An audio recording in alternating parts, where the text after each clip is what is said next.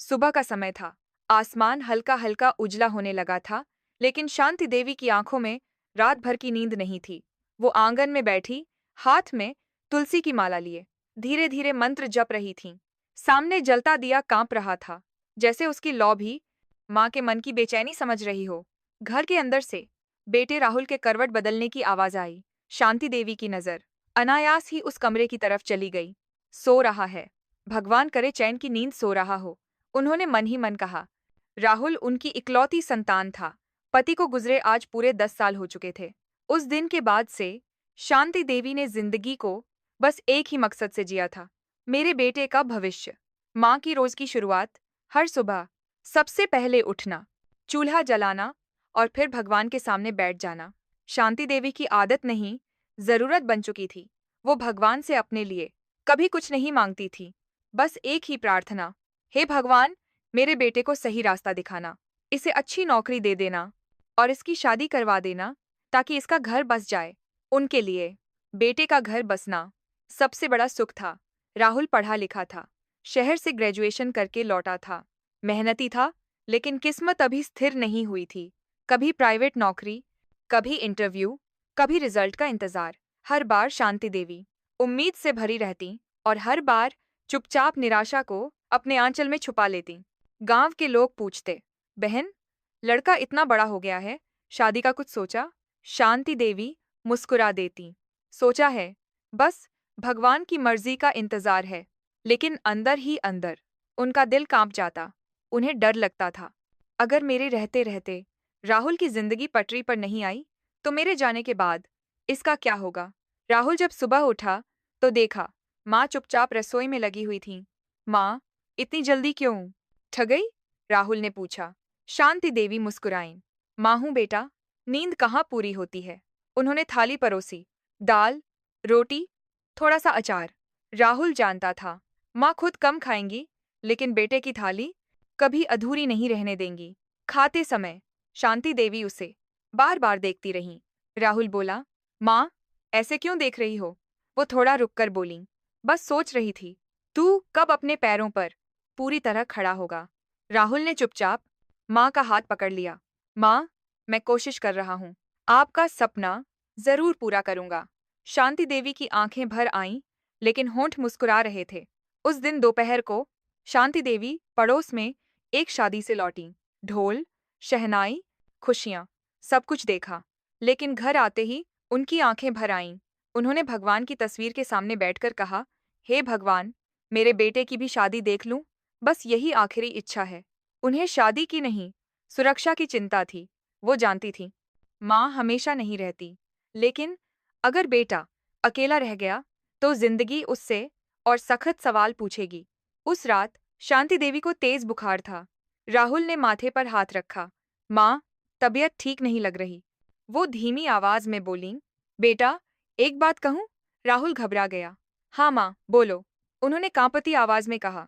अगर मैं न रहूं, तो तू अकेला मत रहना, शादी कर लेना, घर बसा लेना। राहुल की आंखों से आंसू गिर पड़े। माँ, आप ऐसी बातें क्यों कर रही हो?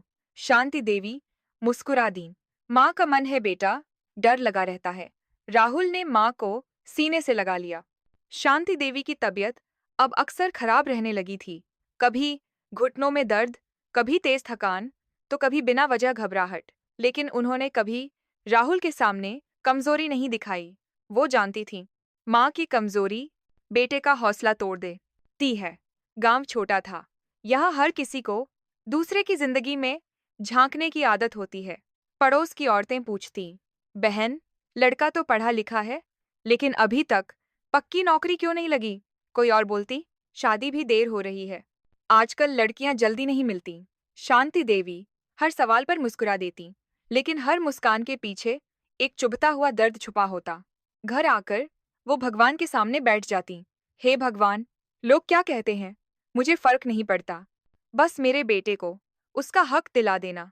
राहुल हर दिन नए सपनों के साथ उठता और हर शाम थोड़ी निराशा के साथ सोता।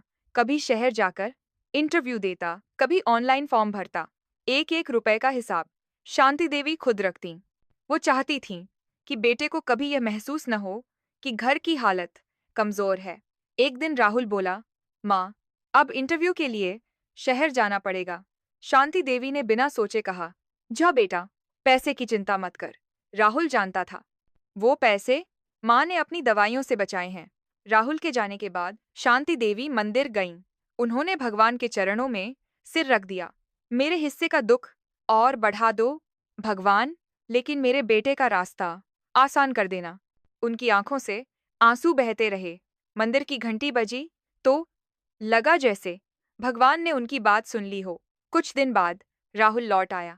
उसके चेहरे से सब कुछ साफ दिख रहा था। नहीं हुआ माँ, बस इतना ही बोला। शांति देवी ने कुछ नहीं पूछा। उन्होंने खाना परोसा, पानी दिया और कहा, कोई बात नहीं बेटा, अगली बार जरूर होगा। वो जानती थी, हौसला शब्दों से नहीं, व्यवहार से मिलता है।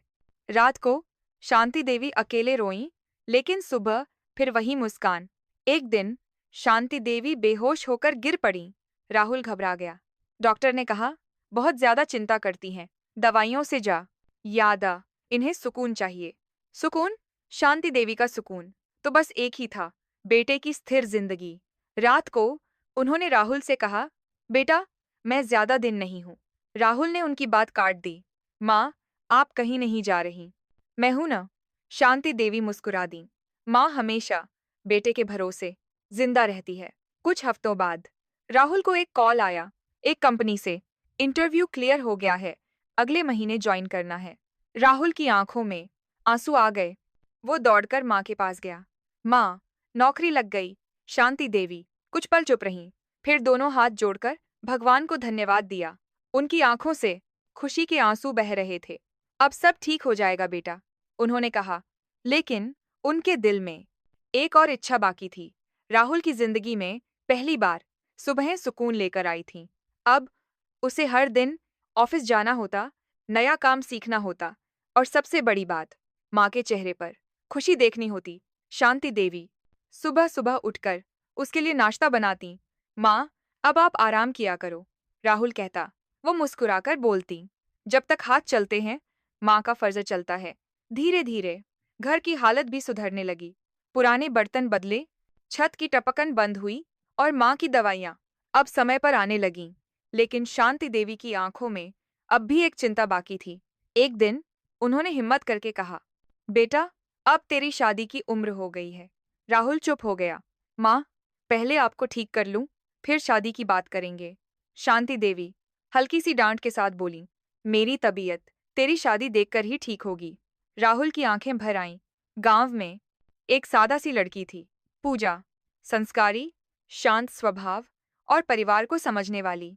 शांति देवी ने उसे देखा, परखा और मन ही मन दुआ कर ली, अगर बहू ऐसी मिल जाए तो मेरा घर बस ज आएगा।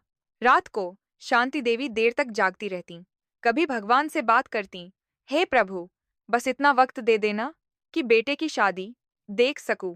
वो जानती थी, शरीर अब साथ नहीं दे रहा, लेकिन माँ का मन अब भी घर बसते देखना चाहता था। एक दिन पूजा के घर से हाँ आ गई। शांति देवी ने मिठाई बांटी, माथे से पसीना पोंछा और पहली बार खुलकर हंसी।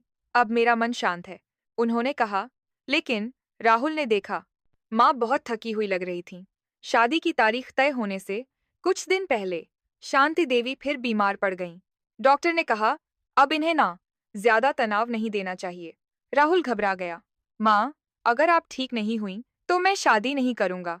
शांति देवी ने कमजोर आवाज में कहा, नहीं बेटा, मेरी आखिरी खुशी तू मत छीन। एक रात उन्होंने राहुल का हाथ पकड़ा, बेटा, शादी के बाद अपनी बीवी को माँ समझना, और अगर मैं ना रहूं तो रोना मत। राहुल रो पड़ा। माँ, आप कहीं नहीं जा रही। शांति देवी मुस्कुरा दी। शादी का दिन। आज घर में अजीब सी रौनक थी, ढोलक की आवाज, फूलों की खुशबू और लोगों की चहल पहल। लेकिन शांति देवी अपने कमरे में चुपचाप बैठी थीं। उनकी सांसें अब भारी हो चली थीं। राहुल बार बार उनके पास आता, माँ, आप ठीक तो हैं? वो हल्की सी मुस्कान के साथ कहती, आज मुझे कुछ नहीं होगा बेटा, आज मेरा सपना पूरा हो रहा है। बहू का पहला कदम। जब पूजा दुल्हन बनकर घर में आई तो शांति देवी की आंखों से खुशी के आंसू बह निकले। उन्होंने पूजा का हाथ पकड़ा, बेटी, इस घर को अपना समझना। पूजा ने झुककर उनके पैर छुए। माँ, अब आप मेरी भी माँ हैं। शांति देवी का दिल भर आया। शाम को सारे रस्मों के बाद शांति देवी ने राहुल को बुलाया। बेटा, आज मेरा मन पूरी तरह शांत हो गया है। राहुल ने उनका हाथ पकड़ा। अब आप आराम करें माँ। सब ठीक हो गया है। शांति देवी धीरे से बोली। हाँ बेटा, अब सब ठीक है। रात गहराती चली गई। घर में हंसी थी, लेकिन शांति देवी अपने बिस्तर पर बहुत शांत लेटी थीं। पूजा ने जाकर देखा। माँ, कोई जवाब नहीं। राहुल दौड़कर आया। माँ की आंखें बंद थीं, चेहरे पर सुकून था। डॉक्टर ने सिर झुका दिया। राहुल माँ के पास बैठकर फूट फूट कर रो पड़ा। माँ, आपने वादा किया था मेरे साथ रहने का। पूजा ने राहुल का हाथ थामा। माँ गई नहीं है, वो हमारी दुआ बन गई हैं। कुछ महीनों बाद राहुल की नौकरी और बेहतर हो गई। घर में सुख शांति थी। पूजा हर सुबह मंदिर में दीप जलाती, माँ की आत्मा के लिए। राहुल जान गया था, माँ की दुआ जिंदगी भर साथ चलती है। अंतिम सुविचार कहानी का सार। माँ की दुआ कभी आवाज नहीं करती, लेकिन जिंदगी की हर मुश्किल आसान कर देती है। अंतिम पंक्तियाँ। शांति देवी चली गईं, लेकिन उनका सपना जिंदा रहा। घर बस गया, बेटा संभल गया, और माँ हमेशा के लिए दुआ बन गई।